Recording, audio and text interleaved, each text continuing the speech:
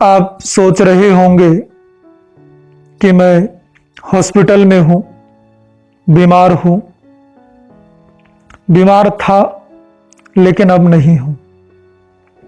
लेकिन आप आज भी बीमार हैं और उस बीमारी से मुक्त होना चाहते हैं या नहीं, ये आपके विचारों पर निर्भर करता है। लेकिन ये तय है कि आप बीमार हैं। केवल आप ही नहीं, आप जैसे लोग, आपके आसपास रहने वाले लोग, हमारा समाज, हमारी संस्कृति, हमारे मूल्य और फिलहाल तो हमारा वर्तमान और हमारा भविष्य दोनों ही अस्पताल में है, दोनों ही बीमार है, दोनों ही अपनी मौत से जूझ रहे हैं। यकीन नहीं हो रहा? बताता हूं। अगर आप जानना चाहते हैं कि आप वाकई में बीमार है या नहीं, तो चेक कर लीजिएगा। जब सुबह उठते हो तो क्या चेहरे पर ताजगी होती है? क्या चेहरे पर खुशी होती है कि मुझे आज का दिन देखने को मिला है? नहीं, बस उठना है, काम पर जाना है, सब काम करने हैं, उठ जाते हैं और काम में लग जाते हैं। जब शाम हो जाती है तो सोने के लिए आते हैं, तो क्या उस समय एक भीतर में एक सेटिस्फेक्शन होता है? क्या अंदर में एक संतुष्टि होती है? क्या अंदर से आप फील करते हैं कि आज का दिन बहुत बढ़िया गया, बहुत अच्छा गया, बहुत अच्छा था, और जाकर के तसल्ली से सोते हैं? नहीं, बस नींद के लिए तरसते हैं। किसी तरह बस शरीर थका टूटा होता है और लगता है कि बस किसी तरह सो जाओ। ऐसे बहुत सारे सिम्टम्स, ऐसे बहुत सारे लक्षण मिल जाएंगे, क्योंकि जो ये दर्शाते हैं कि आप बीमार है। आप बीमार है। आपको बीमारी कौन सी है? तो आपकी बीमारी है आपके राग, आपका द्वेष, आपके कषाय, आपका जो आपने लाइफस्टाइल बना लिया है, जो जिंदगी बना ली है, वो अपने आप में एक बड़ी बीमारी है। और जिससे आप संक्रमित है, जिस बीमारी से आप जूझ रहे हैं, जिस बीमारी से आप बीमार हो चुके हैं, लेकिन क्या आप इससे ठीक होने के लिए जतन कर रहे हैं? क्या इससे ठीक होने के लिए प्रयत्न कर रहे हैं? क्या इससे बाहर निकलने का प्रयास आप कर रहे हैं? ये सोचना जरूरी है, ये सोचना आवश्यक है। जिस हालात में आप है, उस हालात में केवल दो ही चीजें हो सकती हैं, या तो आप मर जाए या फिर मार दे अपनी बीमारी को, जिस वजह से आप बीमार हैं। इस बीमारी के कारण ही तो आप दिन रात टेंस रहते हैं, डिप्रेस रहते हैं। कुछ भी जिंदगी में खूबसूरत नहीं लगता, जबकि जिंदगी वाकई खूबसूरत है, लेकिन हमें नहीं लगती। आप महसूस नहीं करते, आप उसको एक्सपीरियंस नहीं कर पाते हैं, क्योंकि आप बीमार हैं।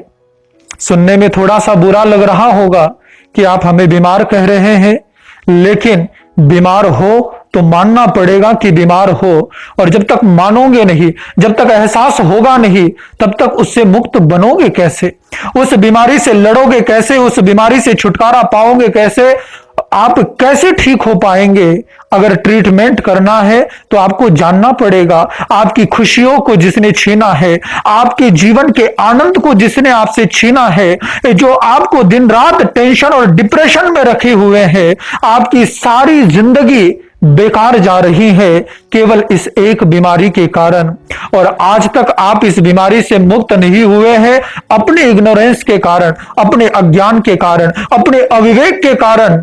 और जब तक आप ज्ञान की शरण में नहीं आते हैं, जब तक विवेक, जब तक बोध नहीं होता है, जब तक आपको एहसास नहीं होगा कि मैं बीमार हूं, आप इस बीमारी से छूट नहीं पाएंगे, इस बीमारी से ऊपर नहीं उठ पाएंगे, इस बीमारी से मुक्त नहीं हो पाएंगे। इसलिए उठो और ये स्वीकार करो कि मैं बीमार हूं, और रास्ता खोजो कि कैसे मैं इस बीमारी से मुक्त हो सकता हूं, कैसे हर दम हर समय मेरे चेहरे पर स्माइल रह सकती है, कैसे मैं हर समय मुस्कुरा सकता हूं, कैसे हर वक्त मैं अपनी लाइफ को एंजॉय कर सकता हूं, अपनी लाइफ के हर मोमेंट को मैं एक्सपीरियंस कर सकता हूं।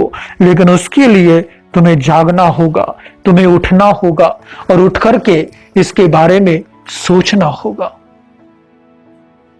99% लोग इसी बीमारी से जकड़े रहते हैं और सारी जिंदगी बस इसी बीमारी में रहते हुए रोते रोते अपनी जिंदगी काटकर रवाना हो जाते हैं। लेकिन क्या आप उन 99% लोगों की तरह बनना चाहते हैं, या फिर उन 1% लोगों की तरह जो अपनी जिंदगी की अहमियत को समझ जाते हैं, जो अपनी बीमारी को डायग्नोज कर लेते हैं और स्पिरिचुअलिटी के थ्रू उसको हील करना शुरू कर देते हैं और उनकी जिंदगी का हर एक पल खुशनुमा हो जाता है, जिंदगी का हर पल आनंदमय हो जाता है और उनकी जिंदगी एक बेहतरीन दिशा में आगे बढ़ती है।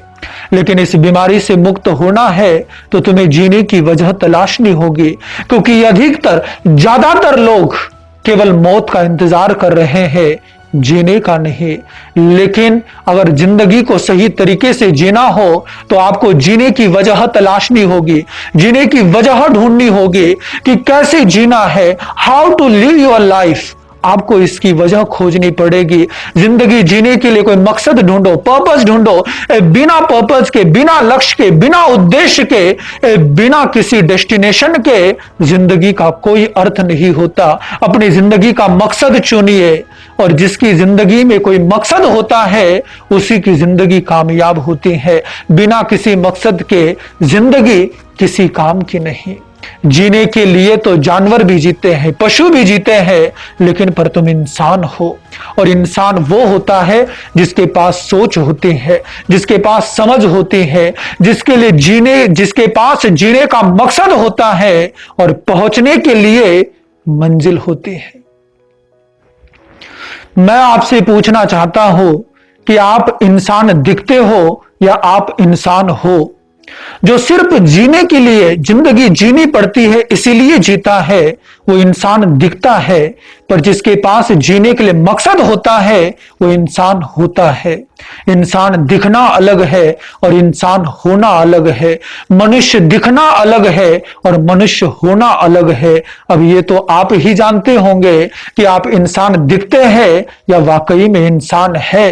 अगर आज तक आप इंसान दिख रहे थे तो इंसान बनने की तैयारी शुरू कर दो। जिंदगी में अब तक कोई मकसद नहीं था, कोई बात नहीं, लेकिन अब मकसद ढूंढना शुरू कर दो। जिंदगी में कोई ना कोई मकसद होना चाहिए और जिसकी जिंदगी में कोई मकसद ना हो उसे अपनी जिंदगी का मकसद ढूंढना ही अपनी जिंदगी का मकसद बना लेना चाहिए।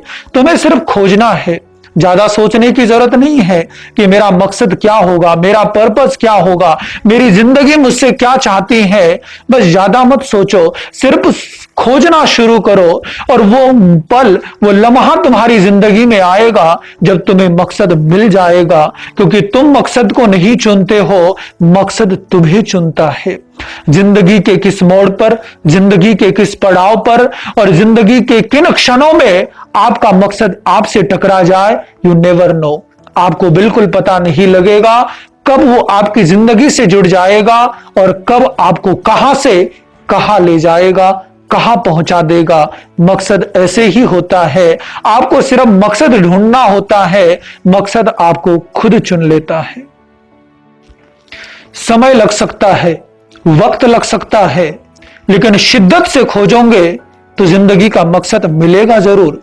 और वो मकसद तुम्हें ढूंढता हुआ आ रहा है, बस तुम सोए पड़े हो, तुम देख नहीं रहे हो। महावीर ने अध्यात्म को नहीं चुना था, बल्कि अध्यात्म ने खुद महावीर को चुना था। सब कहते थे चक्रवर्ती बनेंगे, पर किसे पता था कि धर्म चक्रवर्ती बनना उनका तय है, क्योंकि मकसद खुद उन्हें खोज रहा था। बुद्ध ने एनलाइटनमेंट या बुद्धत्व को नहीं चुना था, बल्कि बुद्धत्व ने खुद महात्मा बुद्ध को, सिद्धार्थ को चुना था। उन्हें तो उससे रोकने के लिए तमाम इंतजामात किए गए थे कि किसी भी तरीके से संन्यास न आए, ऐसा वातावरण निर्मित किया गया। लेकिन भले ही उन्हें कितना ही संसार की वास्तविकता से दूर रखा गया, लेकिन उनके अंदर था कि मुझे अपना मकसद ढूंढना है। तो एक दिन उनको अपने मकसद से मुलाकात हो ही गई, क्योंकि मकसद खुद आपको चुनता है। ऐसे अनेकों घटनाएं हैं, ऐसे अनेकों उदाहरण हैं, ऐसे अनेकों व्यक्ति हुए हैं जिनके मकसद ने उन्हें चुना है। चाहे वो महात्मा गांधी हो, चाहे वो स्वामी विवेकानंद हो, या फिर वो ओशो रजनीश हुए हो, या फिर कोई और। इन लोगों ने नहीं चुना था मकसद को, बल्कि मकसद ने खुद इन्हें चुना था।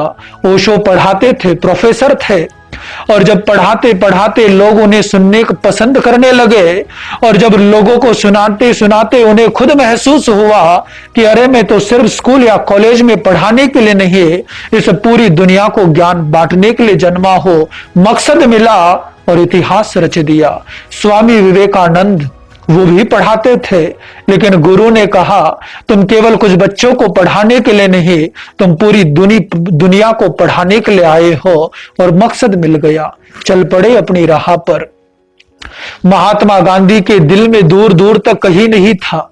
महात्मा गांधी स्वयं नहीं जानते थे कि मैं फ्रीडम फाइटर बनूंगा या मैं इस प्रकार से सत्याग्रह चलाऊंगा। वो तो गए हुए थे अफ्रीका, लेकिन बस एक ऐसी घटना घटी और उन्हें अपना उद्देश्य मिल गया, उन्हें अपना लक्ष्य बन गया, और वो गांधी से महात्मा गांधी बन गए। जब मकसद मिलता है तो ऐसे ही होता है। बस तुम तलाश में निकलो, क्योंकि कोई तुम्हारी तलाश में है, और जब दोनों की मुलाकात होगी तो प्यार होगा, इजहार होगा।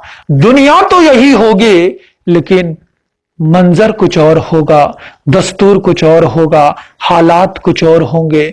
बस तलाश में निकलो अपने मकसद की। रोना मत रो, मैं बीमार हूं, मैं ठीक नहीं हूं, बस अलर्ट हो जाओ, क्योंकि तुम्हारा मकसद कभी भी तुमसे टकरा सकता है, कभी भी उससे तुम्हारी मुलाकात हो सकती है। बस तुम्हें सावधान होना है, तुम्हें जागरूक होना है, हरदम अवेयर रहना है और इंतजार करना है अपनी जिंदगी के मकसद का, क्योंकि वो तुम्हें ढूंढते हुए आ रहा है, और वो जब तुमसे टकराएगा तो तुम्हारी जिंदगी बदल करके रख देगा, और वही होगा तुम्हारी जिंदगी का टर्निंग पॉइंट। अभी तुम बीमार हो, लेकिन बेबस नहीं हो, लाचार नहीं हो। तुम्हें बस अपने आप से कहना है कि मैं ठीक हो सकता हूं, मैं अच्छा हो सकता हूं, मैं खुश हो सकता हूं, मैं प्रसन्न हो सकता हूं। अभी जिंदगी का मकसद नहीं है, कोई बात नहीं, लेकिन कहो अपने आप से कि मेरी भी जिंदगी का मकसद होगा, पर्पस होगा, जिसके लिए मैं जीऊंगा। मैं यूं ही रोते रोते आया था और रोते रोते जाना नहीं चाहता। मैं यूं ही आया था और यूं ही चले जाना नहीं चाहता, बल्कि कुछ करके जाना चाहता हूं, कुछ ऐसा करके जाना चाहता हूं कि जिस पर मुझे गर्व हो, जिस पर दुनिया को गर्व हो, और लगे कि हां मैंने जिंदगी जी है, मैं जिंदगी जिया हूं। और वो जब पल होगा, वो जो लम्हा होगा, वो होगा ग्रेट सेटिस्फैक्शन, जो तुम्हारी जिंदगी की संतुष्टि होगी, वही तुम्हारी जिंदगी की ऊंचाई को तय करेगी, तुम्हारी जिंदगी की गहराई को तय करेगी। फिर मिलेंगे। ओम शांति।